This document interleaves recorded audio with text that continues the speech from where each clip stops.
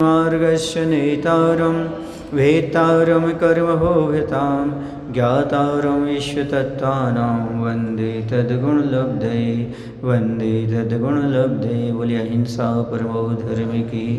देवादेव श्री महावीर भगवान की, आचार्य पूज्यपाद स्वामी की, आचार्य गुरुदेव भगवान श्री विद्यासागर जी महाराज की। जो शल्य रहित होता है वह वृत्ति होता है।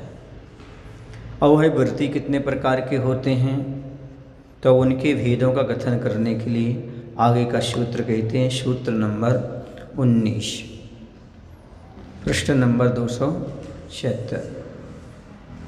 अगार्य नगारस्य, उसके अर्थात वृत्ति के अगारी और अनगार ये दो भेद होते हैं। आश्रय चाहने वाले जिसे अंगीकार करते हैं वह अगार है। अगार का अर्थ है घर।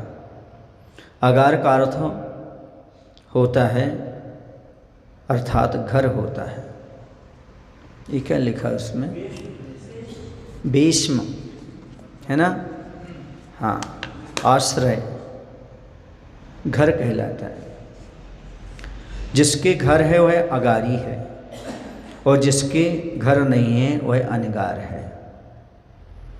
समझ गए? भीष्म प्रतिश्रियार्थी भी अंग्यते इति अगारम भीष्मो तद्वानगारी न विद्यते अगारम अश्येन अनगार। जिसके घर है वह अगारी है और जिसके घर नहीं है वह अनगार है। तो मुनि महाराज कैसे हैं? अनगार है। इस तरह वृत्ति के दो भेदों के अगारी और अनगारी। आप घर वाले होकर भी घर से बाहर हो, क्योंकि अपने आत्म घर में नहीं हो, और महाराज बेघर होकर भी अपने आत्म घर में हैं। समझ गए? हाँ, आप घर वाले होकर भी घर से बाहर, अपने घर से बाहर हो, और महाराज घर वाले ना होकर भी अपने घट में हैं, अपने अंदर। तो जिनका बाहर से मकान घर आदि दिखता है, जिनका है स्वामित्व है, वो अगारी हैं। और जिनके पास घर नहीं होता, मठ आदि नहीं होता, वो अनगार होते हैं। जो मठाधीश होते हैं वो अनगार नहीं हो सकते। इसे जैन दर्शन में मुनि महाराज मठाधीश नहीं होते। क्या नहीं होते? मठाधीश नहीं होते। मठ बना करके एक स्थान पर नहीं रहते। हाँ, क्षेत्र का कल्याण करना है, उस लोगों के जीवों का उद्धार करना, वहाँ पर किया, अपना आगे बढ़ गए। समझ के? मठ बना करके वहाँ पर नहीं रहते। उसमें बहुत सारी विकृतियाँ पैदा होने लगती हैं और वह परिग्रह भी हो जाता है, इसलिए उससे दूर हट जाते हैं। क्षेत्रों का उद्धार होना अलग चीज़ है, उनका व्यवस्था होना अलग चीज़ है, और मठाधीश बन करके रहना अलग, उस पर आधिपत्य जमाना अलग चीज़ है। ऐसा वर्तमान में महाराज जी बहुत सारे ये चल रही है, तो क्या कौन सी किस कैटेगरी में रहेगी? बहुत सारी शंका। अगारी और अनगार के का जो लक्षण कहा है उससे विपरीत अर्थ भी प्राप्त होता है, क्योंकि पूर्वोक्त लक्षण के अनुसार जो मुनि शून्य घर और देवकुल में निवास करते हैं वे अगारी हो जाएंगे, और विषय तृष्णा का त्याग किए बिना जो किसी कारण से घर को छोड़कर वन में रहते हैं वे अनगार हो जाएंगे। समाधान, यह कोई दोष नहीं है, क्योंकि यहाँ पर भावागार विवक्षित है। कहने का तात्पर्य है कि जो झोपड़ी आपने बाहर से छोड़ दी, पर खोपड़ी में भी नहीं रहना चाहिए। खोपड़ी की झोपड़ी का त्याग करो तब है। एक हमने एग्जाम्पल दिया था आकिंचन धर्म के दिन। कौन सा? खोपड़ी की झोपड़ी का त्याग करो तब काम का है। यदि खोपड़ी में झोपड़ी है तो बाहर की झोपड़ी जलाने से कोई फ़ायदा नहीं होता। तो एक दिगंबर साधु चले जा रहे थे, तो किसी अन्य कोई साधु था, उसकी कुटिया थी, वहाँ से निकले। उसने कहा हमारी कुटिया में आ जाइए। तो महाराज ने कहा भाई हम ऐसे किसी घर में किसी कुटिया में नहीं जाते हैं। वह खूब उसने निवेदन किया उस बाबा ने, लेकिन साधु वहाँ नहीं गए। फिर साधु ने उनको समझाया, देखो घर छोड़कर आए और अपन ने यहाँ कुटिया बना ली, क्या मतलब हुआ। उसे लगा कि हाँ ये सही कह रहे हैं, अपन साधु हैं, अपन को घर मकान नहीं रखना चाहिए। गया तो कुटिया में आग लगा के आ गया और साथ में कहने लगा अब तो हम आपके साथ चल रहे हैं। एक रास्ते में चलते चलते बोलता है कि एक बार आप कुटिया देख तो लेते हमारी। तो उन्होंने एक ही बात कही कि भाई तुमने झोपड़ी तो जला दी पर अभी खोपड़ी में तो रह रही है, अभी खोपड़ी की जब तक त्याग नहीं करोगे तब तक कैसे बनेगा। मन मरा न तृष्णा भागी तुम रहे रागी के रागी। कैसे कहें आपने उसका त्याग कर दिया है। इसी चीज़ को लेकर के तो मैं कई बार कहता हूँ, कुछ लोग पुत्र उत्पत्ति के लिए मंत्र देते हैं, धन के लिए मंत्र आदि देते हैं। उनसे ये कहता हूँ तुम्हारा कैसे तुमने त्याग किया उस चीज़ का, जिसको तुमने त्याग कर दिया और उसके प्रति इतनी आसक्ति क्यों है कि दूसरे को देने की भाव कर रहे हो, तुम दूसरे को प्राप्त हो जाए, वो दूसरे को मिल जाए। यदि आपको पुत्र नहीं चाहिए थे तो दूसरे को पुत्र की क्यों बात करते हो। आपने शादी नहीं की, दूसरी कुंडली मिलान क्यों करते हो। मतलब आपकी इच्छा थी, आपने नहीं की क्योंकि आप कुछ प्रलोभन से यहाँ आ गए, लेकिन अभी उसके प्रति आपकी आसक्ति तो बनी हुई, तभी तो आप ये सब काम कर रहे हैं सामने वाले के प्रति। पुत्र प्राप्ति का उपाय बता रहे हो, धन दौलत का उपाय बता रहे हो और नाना प्रकार के तंत्र मंत्र में लग गए हो, तो ऐसा लगता है कि आप निकांक्षित अंक कैसे पालन कर पा रहे हो उससे। वह जिसकी है वह वन में निवास करते हुए भी अगारी है, अर्थात जिसके मन में घर नहीं है, अर्थात जो भाव घर का त्याग कर चुका है, वो जिसके वन में निवास करते हुए भी अगारी है, और जिसके इस प्रकार का परिणाम नहीं है वह घर में रहते हुए भी अनगार है। हाँ, मकान में भी रह रहा है, धर्मशाला में रह रहा है तो भी वो अनगार है। क्यों है? क्योंकि वह उस पर मुमत्त भाव नहीं है उसका। शून्यागार विमोचतावास परोपरोधाग्रहण आदि इस चीज़ करके वो पालन कर रहा है, इसलिए उसमें कोई दोष नहीं है। शंका अगारी वृत्ति नहीं हो सकता क्योंकि उसके पूर्ण व्रत नहीं है। समाधान यह कोई दोष नहीं है क्योंकि नैगम आदि नयों की अपेक्षा नगरावास के समान अगारी की भी वृत्तिपना बन जाता है। जैसे कोई घर में या झोपड़ी में रहता है तो भी मैं नगर में रहता हूँ यह कहा जाता है। भैया तुम कहाँ रहते हो? बेंगलुरु में रहता हूँ। उसी प्रकार जिसके पूरे व्रत नहीं है वह नैगम संग्रह और व्यवहार नय की अपेक्षा से वृत्ति कहा जाता है। समझ गए? नगर में रह रहा है वो, कहाँ रह रहा है ऐसा कहा जाता है। रहता कहाँ है वो? घर में। इसी प्रकार से यहाँ पर वो बन जाएगा। क्या बन जाएगा? वह वृत्ति है, क्योंकि आगे चल करके उसका संकल्प यही है, वहीं बनने के लिए जा रहा है। उसका कहने का तात्पर्य नगर में रहता हूँ, नगर में ही रहता तो घर में। इसी प्रकार से यहाँ पर वह वृत्ति है, भले संयमा संयमी है, व्रत भी है अव्रत भी है, व्रताव्रत है, कुछ रूप में तो है, अणुव्रत उसका माना जाएगा इस रूप से वह। इसलिए वह देशवृत्ति हो गया, अणुवृत्ति हो गया, व्रताव्रत हो गया। उसकी दशा ऐसी हो गई कि भगोनी जो है ना उसमें दूध रखा हुआ है, अब दूध उफनने लगा, बचाना है उसको, तो उसने सीधा उठाया और नीचे रख दिया। दूध तो बच गया लेकिन हाथ जल गया। क्या हो गया? मतलब समझे आप? त्रस्त जीवों की घास से तो बच गया लेकिन स्थावर का तो अभी उसके लिए दोष लगता है। 11 आवृत्ति भी उसके पास है, एक आवृत्ति मात्र गई, फिर भी उसने प्रयास तो किया, त्रस्त रूप घास से बच गया, तो बहुत बड़ी बात है। इसलिए उसे क्या माना है? वृत्ति रूप में स्वीकार किया है। कम से कम उसके पास 3 धर्म ध्यान आ गए। अभी 2 थे, अब तीसरा आ गया। अभी था उसके पास आज्ञा विषय, अपाय विषय, अब विपाक विषय भी आ गया, क्योंकि वृत्ति बने बिना विपाक विषय धर्म ध्यान हो नहीं सकता। वह विचार तो कर लेता, विपाक माने होता कर्मों का फल, ऐसा सोचना अलग है और उसका वहाँ माइंड रुकना अलग है। इसलिए तीसरे जब तक उसके पास धर्म ध्यान चाहिए तो उसे अनुवृत्ति तो होना ही पड़ेगा। पंचम स्थान तो चाहिए कम से कम विपाक विषय धर्म ध्यान के लिए। और यदि चौथा धर्म ध्यान करना है तो मुनि महाराज चाहिए संस्थान विषय के लिए, पूर्ण वृत्ति चाहिए। ग्रस्त 3 लोग को जान तो लेगा लेकिन वह इस संस्थान में चाहे धर्म ध्यान नहीं कर पाएगा। ऐसे ही हमारे कर्म को दहें ऐसा कह तो देगा, लेकिन वक्त पर टीस उसके अंदर रहती है, टीस नहीं छूटती उसके अंदर। मौका मिलता तो छोड़ता नहीं वो सामने वाले को।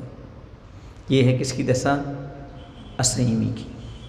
ऐसा हाँ, दो, आज्ञा विचय और अपाय विचय। दूसरे का भला हो आदि आदि सोचता रहता है। हमारे कर्म का क्षय हो, दूसरे कर्म का क्षय हो, तो सोचता तो रहता है सबका कल्याण हो। लेकिन यदि अपने ऊपर कोई कर्म का उदय आता है तो वहाँ वो मुश्किल होता है उसके साथ। समझ गए? इसलिए वृत्ति होना बहुत ज़रूरी है। कम से कम 2 प्रतिमाएँ, तब विभाग विषय धर्म ध्यान होता है, वरना अंदर वो टीस नहीं जाती। कोई अपमान कर दे उस समय कहते हाँ कर्म का उदय, सोच लेगा, लेकिन बाद में बेटा वक्त मिलेगा तो छोड़ेंगे नहीं। ऐसा कहना अलग है कर्म का उदय है, लेकिन उसको महसूस करना अलग चीज़ है। वो वृत्ति बने बिना संभव नहीं होता है।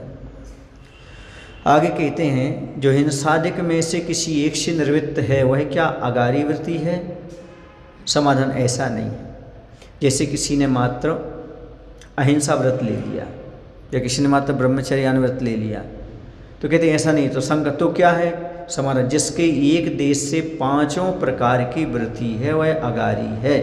यह अर्थ यहाँ विवक्षित है। समझ गए आप लोग? कम से कम उसके 5 अनुव्रत होना चाहिए। ऐसा नहीं कि एक हो जाए या कुछ समय के लिए हो जाए, ऐसा भी नहीं है। जैसे श्वेतांबर में चलता ना, छोटी दीक्षा बड़ी दीक्षा, वहाँ तो मुनि में भी चलता है। क्या चलता है? 5 साल के लिए मुनि बन जाओ और बस घर चले जाओ अपने। 2 साल के लिए मुनि बन जाओ फिर घर चले जाओ अपने। ऐसा होता है। छोटी दीक्षा बड़ी दीक्षा चलती रहती है। वहाँ तो करोड़पति लोग भी त्याग कर दे, सब कर, इसे तो कर देते हैं सब। ऐसा चलता रहता है सब चीज़ें। क्यों क्या होता है? छोटी दीक्षा बड़ी दीक्षा चलता रहता है। तो यहाँ ऐसा नहीं है।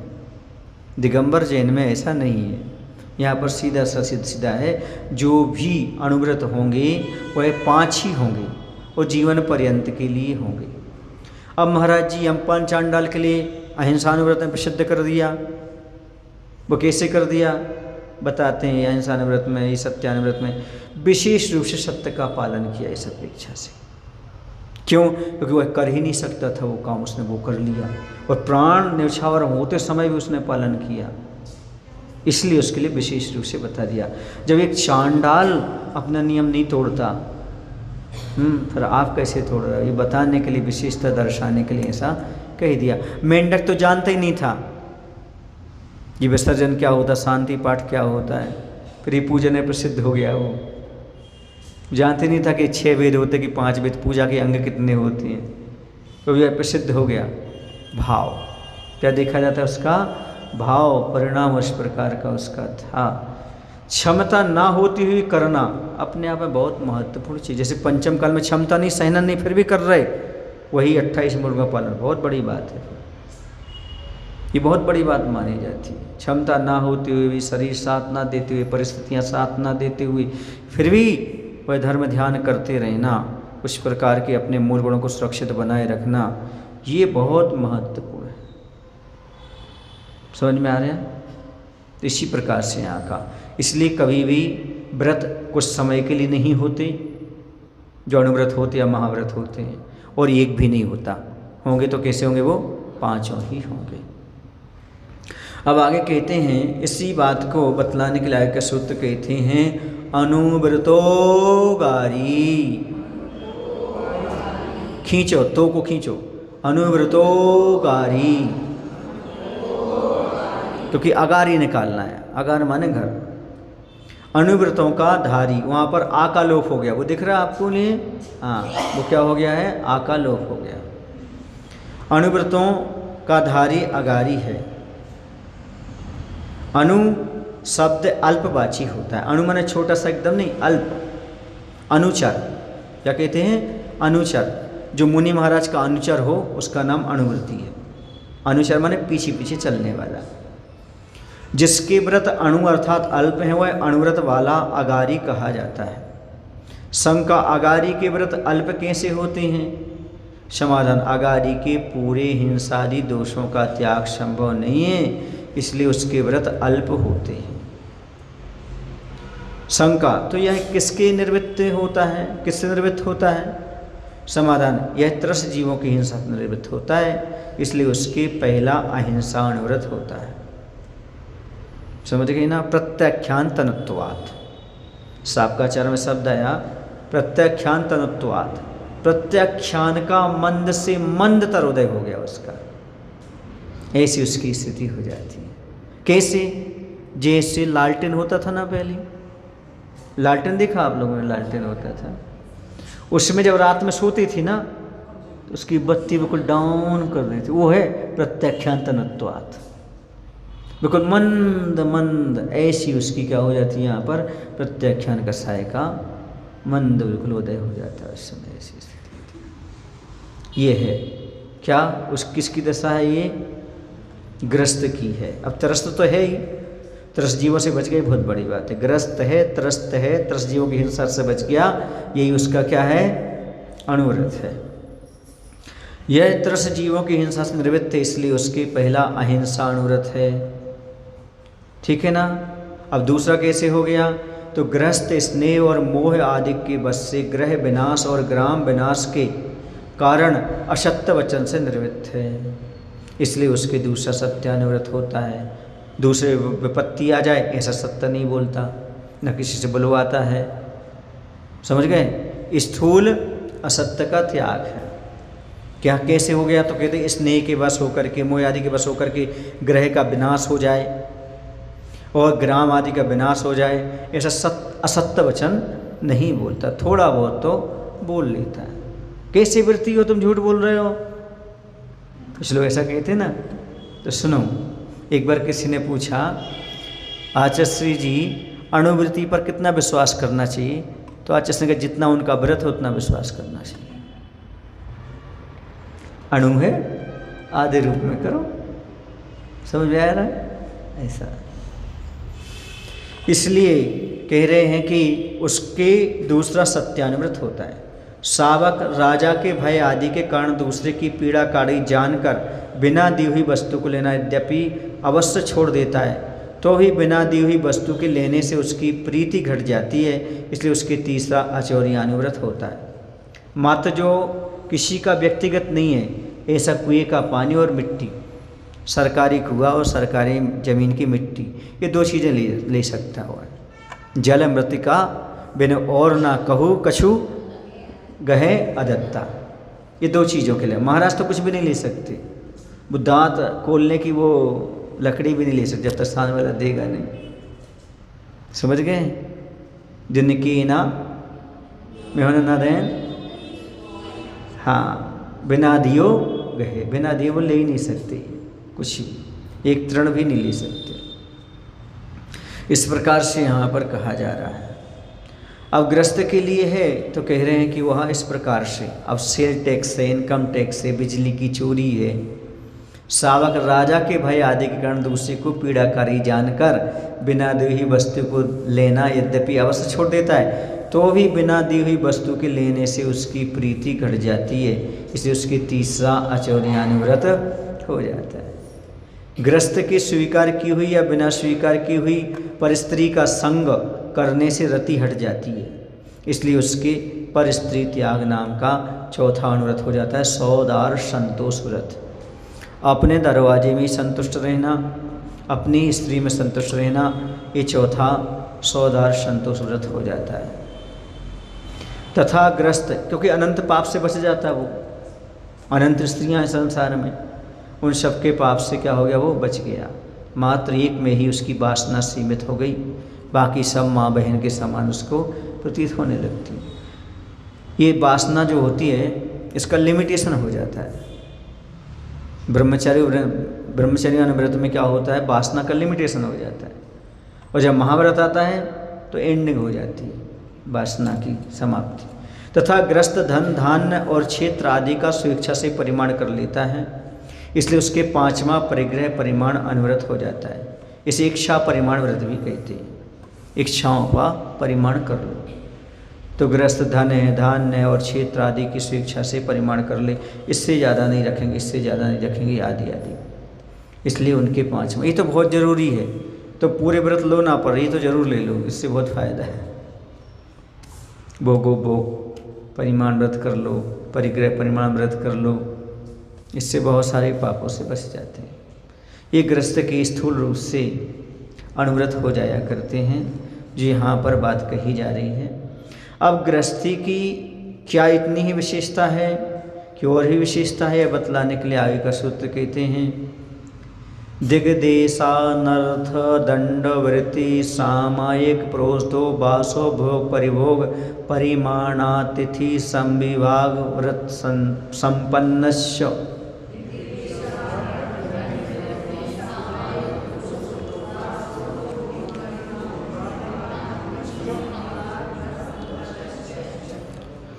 अब कह रहे व्रत अकेले 5 अणुव्रत नहीं होते, और भी होते हैं उसके पास। क्या होते हैं तो बता रहे हैं, वह दिग् वृत्ति, देश वृत्ति, अनदंड वृत्ति, सामायिक व्रत, पुष्टो वास व्रत और भोग परिभोग व्रत और अतिथि संव्याग व्रत, इन व्रतों से भी संपन्न हुआ करता है।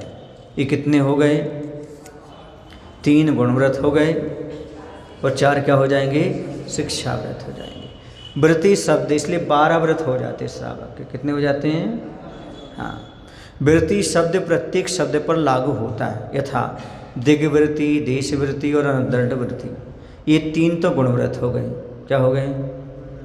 जिसमें अणुव्रतों की वृद्धि हो उसका नाम होता है गुणव्रत, जिसके पालन करने से अणुव्रतों की वृद्धि हो। इसे सील भी बोलते हैं। सील का अर्थ होता है बाढ़, व्यवस्था, रक्षा करने वाली। 5 अणुव्रत हो गई फसल और बाढ़ लगा दी ताकि उसकी रक्षा होती रहे। तो गुणव्रत आदि क्या करते हैं? उसकी रक्षा करते हैं। जो अणुव्रत लिए गए हैं उनकी रक्षा होती रहती है। दिग्वृत्ति, देशवृत्ति और अनदंड वृत्ति, ये 3 गुणव्रत हैं, क्योंकि व्रत शब्द का हर एक के साथ संबंध है। तथा सामायिक व्रत, प्रहोस्तोपास व्रत और भोग परिभोग परिमाण व्रत और अतिथि संविभाग व्रत, ये 4। कई आचार्यों ने सामायिक को अलग से लिया है, समझ गए ना। और कई आचार्यों ने संलिखना को भी इसमें डाला, कई आचार्यों ने संलिखना को अलग से लिया है। तो सामायिक व्रत, प्रहोस्तोपास व्रत और भोग परिभोग परिमाण व्रत और अतिथि संव्याग व्रत, ये 4 हो जाते हैं शिक्षा व्रत। शिक्षा व्रत का अर्थ है मुनि बनने की जिससे शिक्षा मिले उसे शिक्षा व्रत कहते हैं। सामायिक करोगे 2 टाइम तो आपके क्या होगा? आपको शिक्षा मिलेगी, मुनि महाराज कैसे सामायिक करते हैं, ध्यान कैसे करते हैं। प्रोषद करोगे तो आपको शिक्षा मिलेगी। प्रोषद माने एक प्रकार से व्रत पर्व होते हैं, तो एक एकासन भी होता है। प्रोषद का एकासन भी होता है और प्रोषद का अर्थ होता है पर्व। तो उपवास, पर्व के दिन उपवास करना, या पर्व के एक दिन पहले उपवास करना, पर्व के नहीं एक दिन पहले एकासन करना, पर्व के दिन उपवास करना और बाद में भी एकासन करना, ऐसा। तो इस प्रकार से उपभोग परिभोग, कहीं आया है भोगो भोग, कहीं आया उपभोग परिभोग। उपभोग परिभोग कहीं पर भोगो भोग। तो भोग का अर्थ एक बार जो भोगने में आए, इसी का नाम यहाँ पर उपभोग है, एक बार भोगने में आए। परिभोग जो बार बार भोगने में आए, ऐसी वस्तुएं। अतिथि संविभाग यानी शुद्ध भोजन बना करके समय के अनुसार पड़गाहन करना, अतिथि संविभाग व्रत कहलाता है। बहुत कम लोग पालन कर पाते हैं। ये 2 प्रतिमा तो ले पाते हैं, लेकिन ये बहुत कम लोग पालन कर पाते हैं। शुद्ध भोजन बना करके बाहर निकल करके पड़गाहन करना। रहेली में बहुत से लोग ऐसे करते थे। जब हम छोटे थे ना तब देखते रहते थे, वो शुद्ध भोजन बनाते थे, शुद्ध भोजन बना करके और बाहर निकलते थे। जहाँ हम रहते थे किराए से रहते थे उस समय पढ़ाई करने के लिए, तो क्योंकि घर में नहीं रखते थे हम लोगों को, पढ़ाई करना है तो वहाँ जाके पढ़ो, कमरा दिला दिया वहाँ पढ़ो, टीवी आ गई, कुछ नहीं रही, पढ़ाई वहाँ पर करो। तो 11th 12th में जब पढ़ाई कर रहे थे उस समय तो ऐसे रही पढ़ाई। तो वहाँ बाजू में एक घर था, तो वहाँ पर एक साविका थी, उनके अणुव्रत थे। तो वो 10 बजे निकलते थे पड़गाहन करने, चौक पूरते थे पूरा बाकायदा और पड़गाहन करते थे। नगर में साधु हों या ना हो, हमारा अतिथि संविभाग व्रत का है तो हम पालन करेंगे, ऐसा। तो जब हम रहेली पहुँचे थे तो पहला आहार हमारा उन्हीं के यहाँ हुआ था, क्योंकि मुझे पता था इनके यहाँ भोजन निर्दोष है, क्योंकि इनका तो नियम है, तो किसी के निमित्त का नहीं, सबसे शुद्ध भोजन कहाँ है, ये तो पहला आहार उन्हीं के यहाँ हुआ था, समझ गए। ऐसे ही वहाँ पर देवरी में भी देवरी में भी ऐसी अति पारस के परिवार की माँ वगैरह जो अंगूरी वगैरह, उनके यहाँ भी ऐसी, रहेली में झलकन के यहाँ ऐसे। तो इस प्रकार की वो हैं नहीं, वो नहीं, वो तो सागर के, वो नहीं, ये देवरी वाले हैं। तो उनके यहाँ वो अम्मा जी पड़गाहन करती थी, उनके यहाँ पूरा शुद्ध भोजन बनता था, जितने घर में सदस्य थे सबके लिए वो शुद्ध भोजन बनाते थे। तो हमारे पुरुषोत्तम सागर जी थे देवरी में, तो हमारे भी 2 बार आहार हो गए, उनके भी 2 बार हो गए। आज महाराज कहने लगे अपन परीक्षा लेने चलते हैं, चलो उन साविका की, रोज़ पड़गाहन कर रहे, हो गए आहार तो हो गए, हमारा तो नियम है तुम तो पड़गाहन करें। रोज़ पड़गाहने खड़े होते, जब तक रहे हम लोग पूरे दिन तक, महीने तक रोज़ पड़गाहन करना, रोज़ शुद्ध बनाना। अब वहाँ हम दोनों परीक्षा लेने के लिए गए, दोनों एक साथ पड़क गए उन्हीं के यहाँ, गए सब शुद्ध बना था पूरा का पूरा सामान, फॉर्मेलिटी नहीं थी, पूरा सामान शुद्ध था। समझ गए। ऐसी एक वो हैं वहाँ पर हैं राजन जैन करके करेली में, वो अष्टमी चतुर्दशी शुद्ध भोजन बनाते हैं, उनका अष्टमी चतुर्दशी का मात्र नियम है शुद्ध भोजन बनाने का, पड़गाहन करने का। तो नगर में कोई भी साधु आते हैं तो उनके यहाँ 2-3 बार तो आहार हो ही जाते हैं, क्योंकि उनके यहाँ तो अष्टमी चतुर्दशी उनको पड़गाहन करना ही है, लेना ही है, वो नियम ले रखे उन्होंने हमसे कि वो करेंगे, इस पर करते हैं। बहुत सारे लोग हैं जिनका नियम है कि हम नहीं कर पाते ये करते हैं। कुछ लोगों का ही नियम है वर्ष में कम से कम 4 बार तो करेंगे, ज़्यादा नहीं कर सकते। तो जैसे महावीर जयंती है, दीपावली है, रक्षाबंधन है, अक्षय तृतीया है, 4 दिन तो शुद्ध भोजन बनाएंगे ही हम। साल भर में कम से कम 4 दिन तो शुद्ध भोजन बनाएंगे और पड़गाहन करेंगे। साधु हैं तो ठीक है, नहीं है तो कोई बात नहीं, पड़गाहन करके अपने आगे भोजन कर लेंगे। साल में 4 दिन तो हैं। सरोज में ऐसे ही हुआ था, सरोज में बहुत से लोगों ने नियम लिया। अब वहाँ पर सिद्धांत सागर जी पहुँचे तो महावीर जयंती के उत्सव में उन्होंने देखा पूरे नगर में चौंके लगे, बोले आज क्या हो गया भैया? बोले कुंतु सागर जी महाराज से नियम लिया है, साल में 4 दिन हम लोग पड़गाहन करेंगे। अब आप आ गए तो इतने उन्होंने देखो पूरे नगर में जहाँ देखो ऐसा होता है, तो इससे प्रभावना भी होती है। आज महावीर जयंती है, आज ये है, आज तो शुद्ध भोजन बनाएंगे। घर में भी एक विशुद्धि महावीर सबको मालूम पड़े। आज हमने क्या किया? भगवान का व्रत का पालन किया, भगवान ने कहा है शुद्ध भोजन करो, आज कम से कम ये तो कर रहे हैं, शुद्ध भजन कर रहे हैं, शुद्ध भोजन कर रहे हैं। तब तो उत्सव है, ऐसा थोड़ी है कि बाजे नगाड़े बजा ली और क्या कोई उत्सव नहीं है। उत्सव तो ये होना चाहिए कि कुछ जीवन में आचरण में आए ऐसा। हैं जैसे हम हॉस्पिटल 1000 किलोमीटर पहुंच जाते हैं, जैसे हम स्कूल में 25 किलोमीटर पहुंच जाते हैं, तो क्या साल में 4 दिन क्या कहीं से जल उपलब्ध नहीं कर पाते क्या? 4 दिन की बात तो है, उतना तो उपलब्ध कर लो कम से कम। हाँ बहुत जगह है, बहुत सारे लोग हैं, एमपी में तो बहुत जगह ऐसा है, बहुत जगह है, क्योंकि वहाँ पर कुआं का उपलब्धि भी है। उसके अलावा जो है ना, तुम्हारे ऐसे यहाँ जैसा चौका नहीं लगाया जाता ना वहाँ कि आपको 10 मीठे चाहिए, ये सब्जी चाहिए, ऐसा चाहिए। एक सब्जी बना ली, एक दाल बना ली, एक नमकीन, एक मीठा बना लिया, पड़गाहन कर लिया मुनि महाराज का, जो हम खाते वो खिला दिया। अब 10 बनाओ तो भी उन्हें खाना उतना ही है महाराज को, चाहे इतने चलवा दो, चाहे इतना कर दो तुम। हाँ पेट तो पेट ही होता है ना, नहीं इतना ये बनेगा, इस प्रकार का दाल बनेगी, ये तुम लोग की परंपरा चल रही, पता नहीं कौन ने सिखा दिया आप लोगों को। कितनी चीज़ बनाई, एक ने बनाया तो दूसरा भी बनाएगा, दूसरा ने तीसरी बनाएगा, ऐसा करके। हम कुंभराज में थे ना, तो वहाँ तो ऐसे संकल्प करके चलते थे, आज मात्र मूंग ही लेंगे, कुछ लेने ही नहीं। 2014 का चतुर्मास हमारा ऐसे ही था, आधा चतुर्मास ही निकला था। आज मात्र मूंग लेंगे, पहले बता रहे थे मूंग के अलावा कुछ नहीं लेंगे। अब उसी की तुम दाल बना लो, उसी की तुम मगोड़ी बना लो, उसी की तुम उलेटे बना दो, जो कुछ बना लो, बस मूंग के अलावा कुछ लेने ही नहीं, मूंग और पानी बस, इतने में आहार हो जाता था। कोई दिन ज्वार ले लिया, बस ज्वार लेंगे और कुछ नहीं लेंगे, बस अपने आप सब चीज़ें हट जाती थी अपने आप। यहाँ भी ऐसे करना पड़ता है, लगता है ऐसा करना पड़ेगा। एक चीज़ ले लो बस, ये चीज़ से दूसरी चीज़ लेना नहीं, खत्म हो गया, अपने आप सारे आइटम हट जाएंगे। अब क्या बनाओगे तुम, एक चीज़ का बना लो तुम, इस प्रकार से।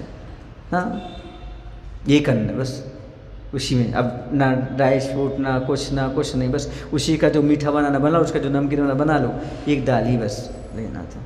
इसमें क्या होता है ना, अपनी भी कमी हो जाती है, मतलब सब चीज़ छट जाती हैं और सामने वाले को भी कुछ नहीं करना पड़ता, उसमें भी काम चल जाता है। समझ गए ना? ऐसे भी नियम होते हैं। कैसे नियम होते हैं? आज मत एक ही चीज़ लेना।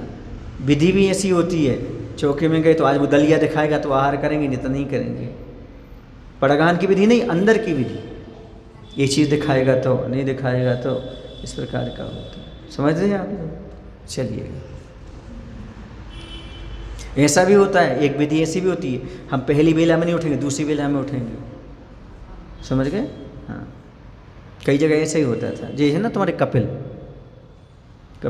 यहाँ के, तो इनके चाचा हैं, चाचा नहीं बड़े पापा होंगे, बड़े पापा रमेश जी जामनेर वाले।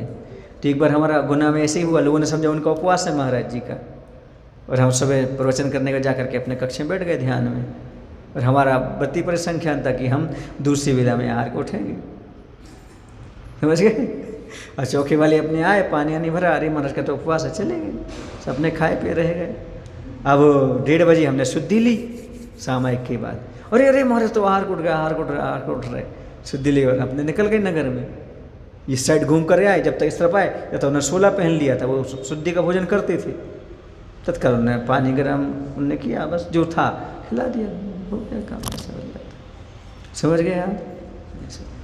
ये चीज़ें अपने आप में महत्वपूर्ण। सरोंज में थे, सरोंज में नसिया जी में थे, नसिया 2 किलोमीटर दूर है।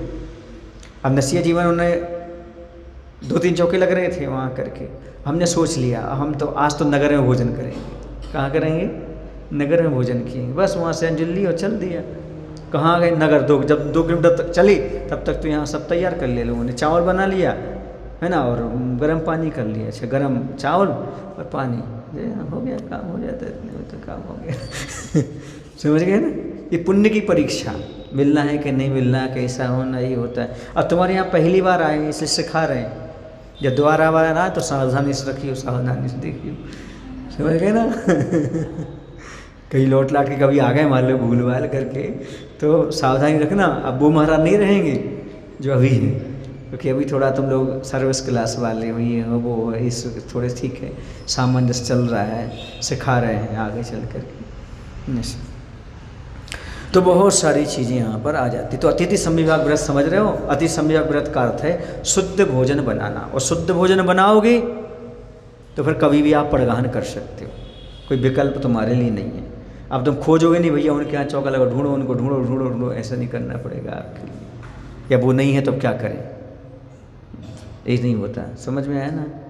ये तो पर्युषण पर्व में कौन से गांव में थे, वहाँ पर कुछ लोग ऐसे थे 10 दिन शुद्ध भोजन बनाते थे। अपन ने कहा परीक्षण करते हैं कौन बनाता है कौन क्या करता है। नहीं उठे सुबह की बेला में, उठे दोपहर की बेला में। अब जिनके शुद्ध बना तो उन्हें पड़गान कर लिया। आसपास से 4 महिलाएं आ गई, जब तक आगे बढ़ी जब तक उन्हें 16 पहन करके सब काम कर लेते, करने वाले जल्दी कर लेते, ऐसा हो जाता। समझ गए? तो अतिथि संविभाग व्रत ये 4।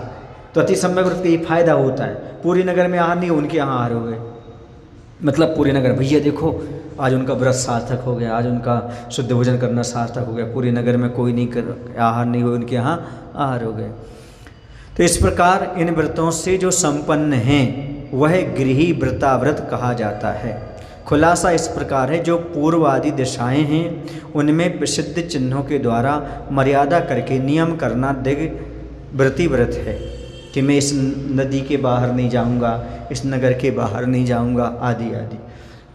जैसे थुब्बल हल्दी से बाहर नहीं जाएंगे, कुंदन हल्दी से बाहर नहीं जाएंगे, HL से आगे नहीं जाएंगे, ऐसा यहाँ पर उस मर्यादा के बाहर त्रस और स्थावर हिंसा का त्याग हो जाने से उतने अंश में महाव्रत हो जाता है, क्योंकि वहाँ किसी प्रकार का आपको दोष नहीं लगेगा उसके बाहर का, तो आप बांध लो तो ऐसा कर लोगे। अब मर्यादा के बाहर लाभ होते हुए भी उसमें परिणाम ना रहने के कारण लोभ का त्याग हो जाता है। अब आगे कोई प्रॉफिट होना हो, कोई नई चीज़ आ गई हो, उसी दिन हमने त्याग कर दिया तो आगे नहीं जाएंगे हम लोभ के, बस हमारा लोभ का त्याग हो गया। ग्राम आदि की निश्चित मर्यादा रूप प्रदेश देश कहलाता है, उससे बाहर जाने का त्याग कर देना देश व्रती व्रत है। सुन रही ना? अब जो था उसमें और संकीर्ण कर दिया हमने, जितना लिया था उससे और कम कर दिया, देशव्रती व्रत है। यहाँ भी पहले के समान मर्यादा के बाहर महाव्रत हो गया, ये भी हो गया, ऐसा कर दिया। तो जयसुख भाई नरेश भाई हैं बम्बई वाले, वर्षों से आचार्य जी के पास हैं। वैसे वो श्वेतांबर कुल में जन्म लिए थे, लेकिन वर्षों से वहाँ दिगंबर हैं, पूर्ण रूप से दिगंबर संप्रदाय को मानते हैं, आचार्य के परम भक्त हैं। उनकी बच्चियाँ प्रतिभा स्थली में हैं, बच्चे ब्रह्मचारी हैं, उद्योगपति रहे वो लोग, गौशालाओं के लिए काफ़ी दान देते हैं वो। तो वो लोग हमेशा ऐसे ही करते। अभी हम जब 19 में गुणायतन में थे तो वो लोग वहाँ आकर के रुके उस समय, तो लोग अष्टमी चतुर्दशी उपवास करते हैं, स्नान अंजन मंजन सबका त्याग कर देते हैं, क्योंकि वह प्रतिमाधारी है। क्या कर देते हैं? स्नान करने का, अंजन मंजन सबका त्याग, और परिसर में से बाहर जाने का त्याग। गुणायतन परिसर से बाहर निकलेंगे ही नहीं, या अपने कक्ष से बाहर नहीं निकलेंगे, वहीं तक रहेंगे, उससे बाहर नहीं जाएंगे। इतना सब संकल्प कर लेते हैं। फिर पूजन वगैरह कैसे करेंगे? बस भगवान के दर्शन किए, इतने हाथ धोए, इतने पैर धोए, भगवान के दर्शन किए, वहीं स्वाध्याय में बैठ गए और वहीं पर अपनी माला फेर ली, पूरा दिन निकल गया। क्यों? क्या बनना उनके लिए? महाव्यक्ति बनने की प्रैक्टिस। मुनिराज स्नान के बिना कैसे रहते हैं आदि ये सब देखना है। दिन भर महाराज कैसे निकालते हैं, तो ये कहलाता है कौन सा व्रत? ये देश व्रत आदि, दिग्व्रत आदि ऐसे पालन करना, इससे बाहर नहीं जाना। कोई कॉल आ जाए, कोई फोन, सबका त्याग। उपवास के दिन सब चीज़ों का त्याग। मात्र क्या रहेगा? शास्त्र रहेंगे और शरीर पर वस्त्र रहेंगे, और कुछ भी नहीं। न द्रव्य धोना, न पानी उपयोग करना, बस हाथ पैर धुले, इतने बस। तो कितने आराम से बच गया, कितने आराम से बच गया। नहाने धोने का सारा पाप बच गया, अंजन मंजन का पाप बच गया, सारी चीज़ें से निर्वृत्त हो गई। ऐसा करके वो लोग अपनी साधना करते हैं।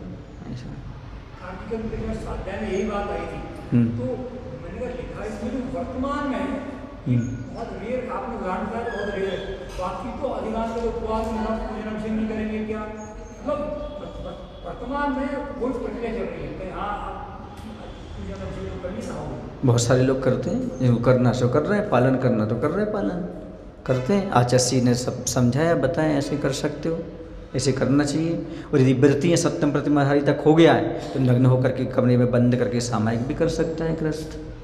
ये सारी साधना उसको करना चाहिए। बंद कमरा कर लो, अंदर कमरे में बैठ करके सामायिक करो। सप्तम प्रतिमा दी आपकी हो गई तो ब्रह्मचर्य प्रतिमा पूरे पालन हो रहे हैं आपके, तो कर सकते हो इस प्रकार से।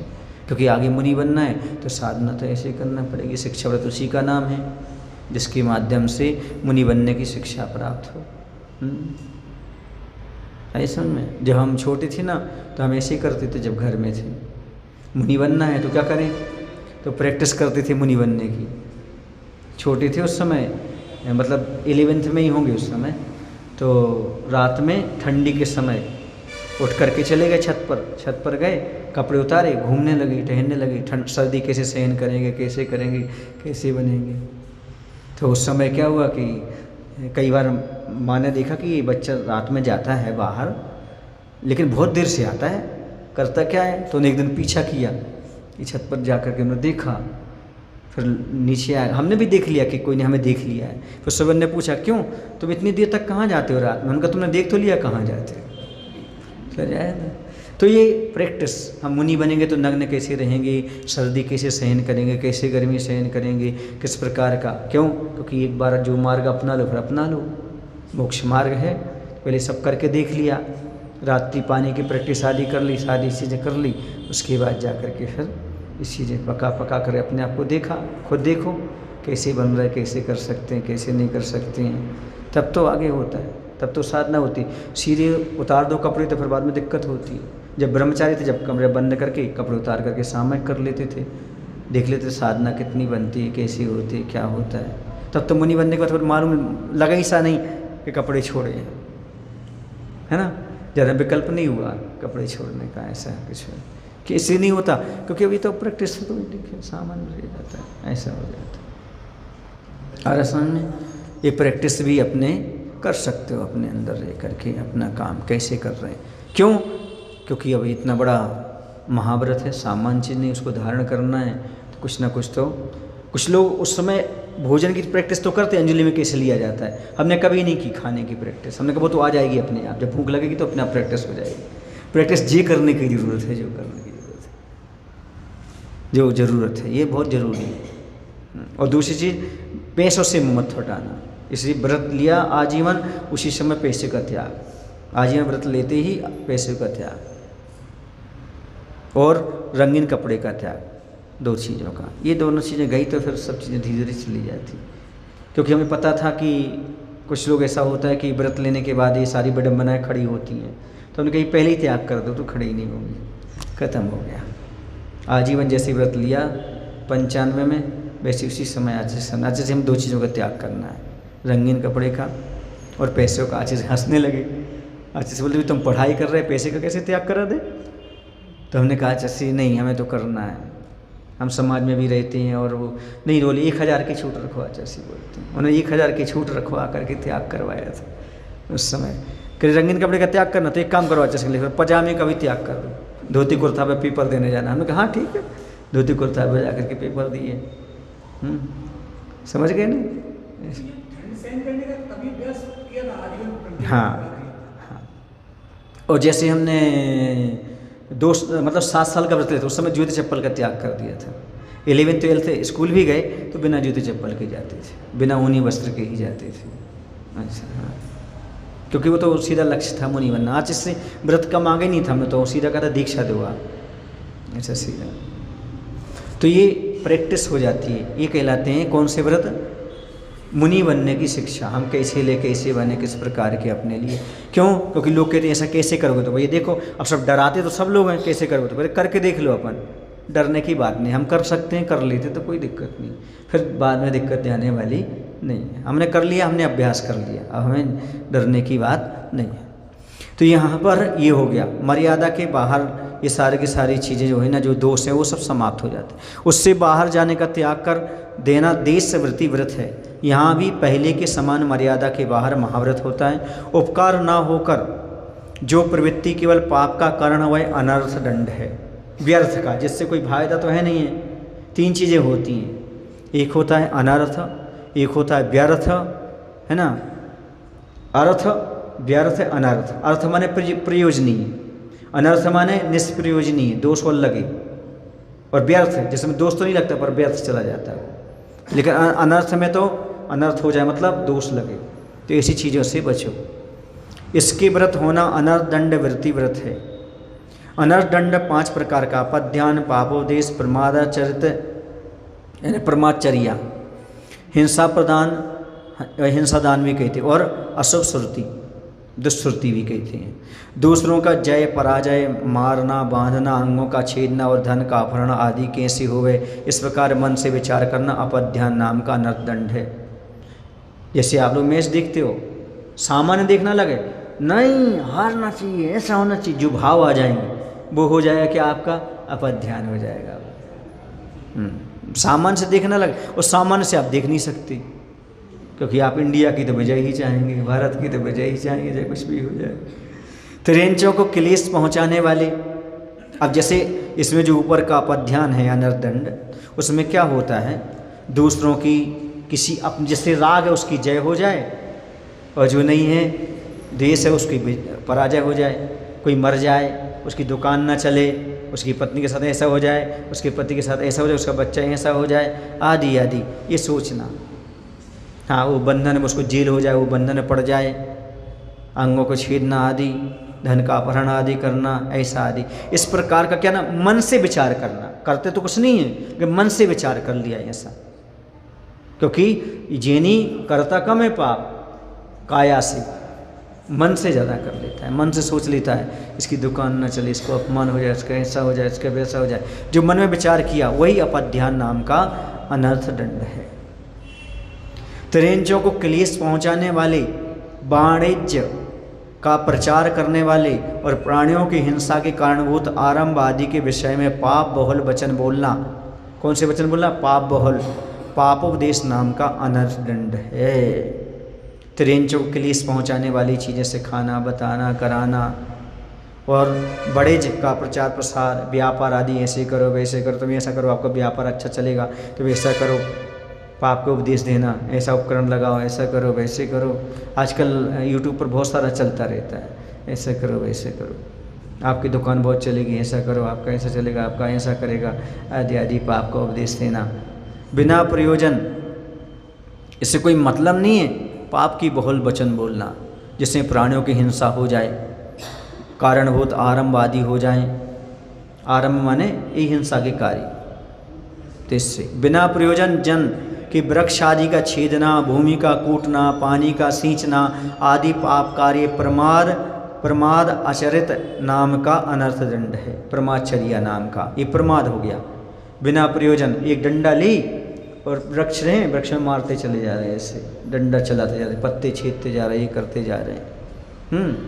कुछ नहीं तो रास्ते में पड़े हैं तो चलो मेंढक उठाते, देखो मेंढक उठाते और ऐसे पत्थर ऐसा पानी में फेंकना तो एक बार टच होता, 2 बार टच होता, 3 बार टच होता है पानी में, देखो मेंढक उठाया।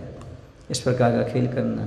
और पानी भरा है, कोई बाजू में जा रहा है, उसको लाश से उलिझ दिया, उसके ऊपर गिरा दिया पानी, उसको दाग लग गए। वृक्ष का छेदन करते रहना। और भूमि का कूटना, फालतू में भूमि, डंडा लेके शेखर जी यात्रा कर रहे हैं, पटकर जा रहे हैं रास्ते में, नहीं है जरूरत तो ही पटकते जा रहे हैं रास्ते में डंडे। समझ गए। एक सज्जन हमसे बोले, महाराज जी आप लोग बिना डंडे के शेखर जी की यात्रा कैसे कर लेते हो?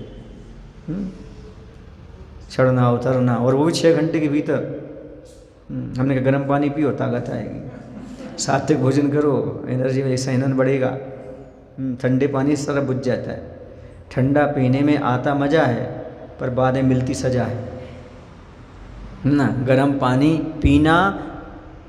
पीना पानी गरम, ये सबसे अच्छा है धर्म, शरीर के लिए भी और जीवों की रक्षा के लिए भी। देखो ना, सबने गर्म पानी पिया कोरोना में, क्यों पिया?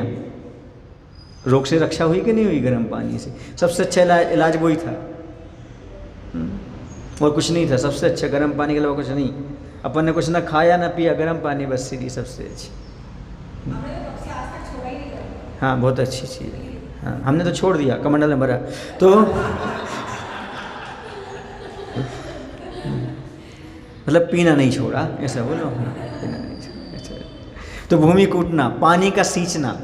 अब नल आ रहे हैं, पानी आ रहा नल में, बस शटक लेकर के सब में ले चला रहे। अब लाइट जला तो दी अपने लाइट, अब लाइट चली गई, अपन भूल गए उसको बंद करना, अब वो चलती रही। पंखा चलाया, छोड़ के चले गए। जितनी भी हिंसा होगी भूल सकेगा। हम खनिया धाना में थे, शिवपुरी ज़िले में एक आता है खनिया धाना। धर्मशाला के जस्ट बाजू में एक स्कूल था जैन का स्कूल था, बिल्कुल धर्मशाला से लगा हुआ। तो जिस कक्ष में हम रुके थे उसमें घटर की बहुत आवाज़ आती, रात भर आवाज़ आती। मैंने कहा आवाज़ कहाँ से आती है?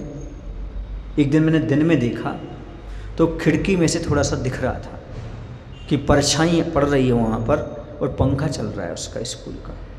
अब आप देखो, ये 2 महीने पहले स्कूल बंद हुआ था।